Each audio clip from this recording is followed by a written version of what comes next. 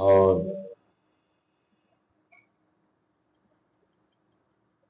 آپس کے اندر مل بیٹھ کے مذاکرہ کرنا یہ بہت نفع کی چیز ہے۔ اس کو صرف ہم نفع کی بات نہیں کہہ رہے، اللہ فرماتا ہے وَذَكِّرْ فَإِنَّ الذِّكْرَىٰ تَنفَعُ الْمُؤْمِنِينَ۔ آپ نصیحت کریں، یہ نصیحت کرنا مسلمانوں کو نفع دیتا ہے۔ مذاکرہ کرنا، یہ آپس میں ایک دوسرے سے گفتگو کرنا، سننا سنانا، سیکھنا سکھانا، یہ نفع کی چیز ہے۔ یہ آپ کا تشریف لانا بڑی نفع کی بات ہے۔ اللہ تعالی ہم سب کو یوں ہی نفع اٹھانے کی توفیق نصیب فرمائے۔ مولانا کی میں ہمت کو داد دیتا ہوں کہ عرصہ دراز سے وہ ہمت کے ساتھ لگے ہوئے اپنا تحقیق المسائل کورس افراد 3 5 7 10 20 100 50 اسے کہتے ہیں ہمت و جمع مرد۔ اپنا کام مدد کرتا ہے۔ اللہ رب العالمین آدمی کی محنت پہ فیصلہ کرتا ہے۔ افراد زیادہ ہوئے یا نہیں ہوئے اس کی ہمیں ضرورت نہیں، بس ضرورت اس چیز کی ہے کہ کام مسلسل چلتا ہے۔ اور ماشاءاللہ مولانا اس حوالے سے بڑی استعداد والے اور بڑی ہمت والے ہیں کہ اپنے کورس کو باقاعدگی سے یہ چالو رکھے ہوئے ہیں۔ اللہ تعالیٰ ان کی محنت کو قبول فرمائے اور باعث برکت فرمائے اور دنیا آخرت میں ہماری نجات کا بھی ذریعہ بنائے۔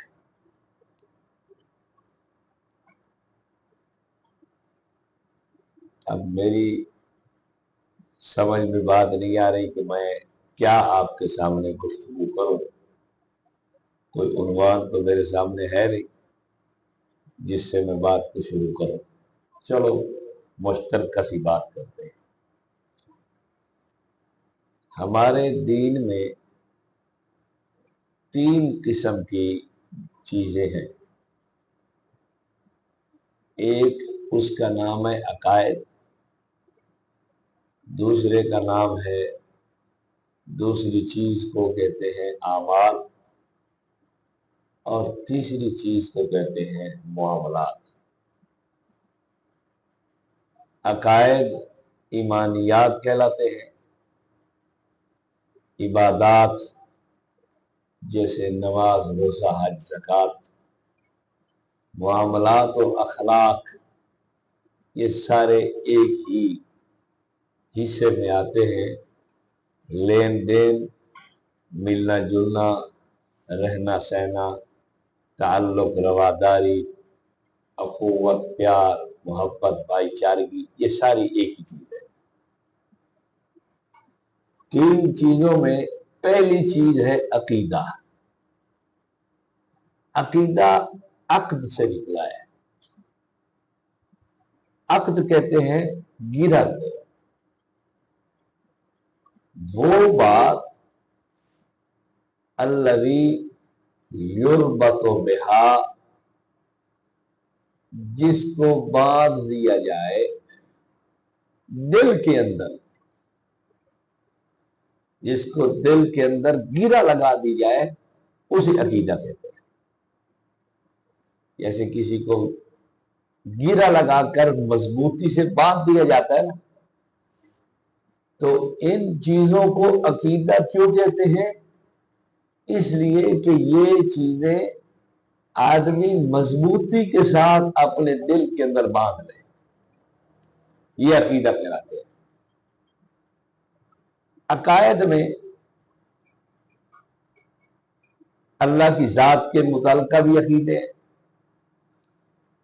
نبی محترم صلی اللہ علیہ وسلم کی ذات کے حوالے سے بھی عقیدے ہیں، انبیاء کے حوالے سے بھی عقیدے ہیں، قرآن پاک کے حوالے سے بھی عقیدے، صحابہ، اولیاء، صوفیاء، فقہا، یہ سارے موٹے موٹے عقائد ہیں۔ عقائد کی آپ نے کچھ موٹی سی تفصیل بچپن میں یاد کی ہوگی۔ آمنت باللہ وملائکتہ وکتبہ ورسلہ والیوم الآخر والقدر خیرہ وشرہ من اللہ تعالی والبعث بعد الموت۔ یہ چند چیزیں عقیدے کے اندر بنیادی چیزیں ہیں۔ آمنت باللہ، میں اللہ پہ ایمان لایا، اللہ کی ذات کو میں مانتا ہوں۔ کیسے مانتا ہوں؟ بھائی جیسے اس کی ذات و صفات ہیں میں ویسے مانتا ہوں۔ اللہ کی ذات و صفات کے بارے میں آدمی کا عقیدہ یہ ہونا چاہیے، ایسی کچھ اللہ کی صفتیں ہیں جو صرف اللہ کی ذات کے اندر ہی پائی جاتی ہیں، کسی اور میں نہیں پائی جاتی۔ سمجھ آئے؟ سب سے پہلی بات اللہ کی ذات کو مانا کہ وہ اکیلا ہے، وہ وحدہ لا شریک لہ ہے، اس کا کوئی شریک نہیں، اس کا کوئی ساجھیدار نہیں، اس کا کوئی حصے دار نہیں۔ نمبر دو، اس کی صفات کو بھی تسلیم کیا کہ اس کی صفات کو بھی میں مانتا ہوں۔ اللہ کی صفات ایسی بھی ہیں تو جو صرف اللہ کی ذات کے ساتھ خاص ہے، مخلوق کے اندر وہ بالکل نہیں پائی جاتی۔ یہ ہے اللہ کی ذات کو ماننا اور اس کی صفات کو ماننا۔ اللہ کی صفتیں، اللہ کے کام، اللہ کی قدرتیں، اللہ کی طاقتیں، اللہ رب العالمین کے کام وہ ایسے ہیں کہ وہ مخلوق میں نہیں پائے جاتے۔ مخلوق ان کو کرنے سے قاصر ہے، مخلوق کی یہ شان نہیں، مخلوق کی یہ قدرت نہیں، طاقت نہیں، مخلوق کے اندر یہ نہیں پائی جاتی، صرف اللہ کی ذات پہ پائی جاتی۔ مثال میں دو چار چیزیں آپ کے سامنے رکھتا ہوں۔ دیکھیں، اولاد دینا یہ اللہ کا کام ہے، کسی اور کا نہیں ہے۔ اب اللہ کی ذات کو ماننا تو یہ تھا کہ اس کو اکیلا مانا جائے، کہ اس کا کوئی شریک نہیں، کوئی اور نہیں کائنات میں جو اس کا ساتھی ساجھی اور اس کا بھائی وال اور حصے دار ہو۔ اور اس کی صفات کو ماننے کا مطلب یہ ہے کہ یہ کسی اور کے لیے تسلیم نہ کی جائے۔ مثال کے طور پر بھائی اللہ کی ذات اولاد دینے والی ہے، تو اولاد دینے کا وصف کسی اور میں نہ مانا جائے، کسی اور کے اندر یہ قوت اور طاقت نہیں تسلیم کرنی چاہیے۔ اولاد صرف اللہ ہی دیتا ہے، یہ اللہ کی صفات کو ماننا ہے۔ رزق دینا اللہ کی ذات کا کام ہے، کسی اور کا کام نہیں۔ رزق اللہ دیتا ہے، کسی اور کا وصف نہیں، طاقت نہیں، شان نہیں، قدرت نہیں۔ تو اللہ کی صفات کو ماننے کا مطلب یہ ہے کہ اللہ ہی کی ذات کے بارے میں یہ صفتیں مانی جائیں جو اس کے ساتھ خاص ہیں۔ کسی اور کے لیے ان صفتوں کا تسلیم کرنا یہ بہت بڑا جرم ہو جائے گا۔ بارشیں برسانا صرف اللہ کا کام ہے، کسی اور کا نہیں ہے۔ تو اللہ کی صفات کو ماننے کا مطلب کہ اللہ کی یہ صفت مانی جائے کہ صرف اسی میں ہے، کسی اور میں نہیں ہے۔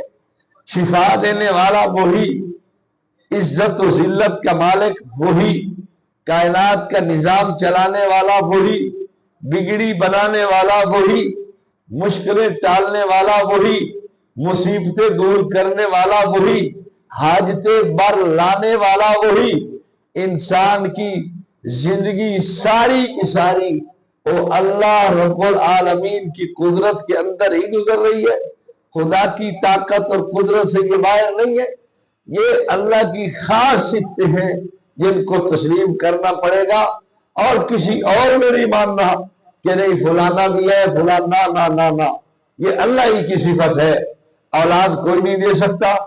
آپ دیکھیں دنیا کتنا زور لگاتی ہے دواؤں پہ، کتنا زور لگاتی ہے دم درود پہ، کتنا زور لگاتی ہے جی پھوکا پھاکا پہ، لیکن اللہ نہ چاہے تو آپ بھی دیکھتے ہیں، میں بھی دیکھتا ہوں، معاشرے میں اولاد نہیں پیدا ہوتی۔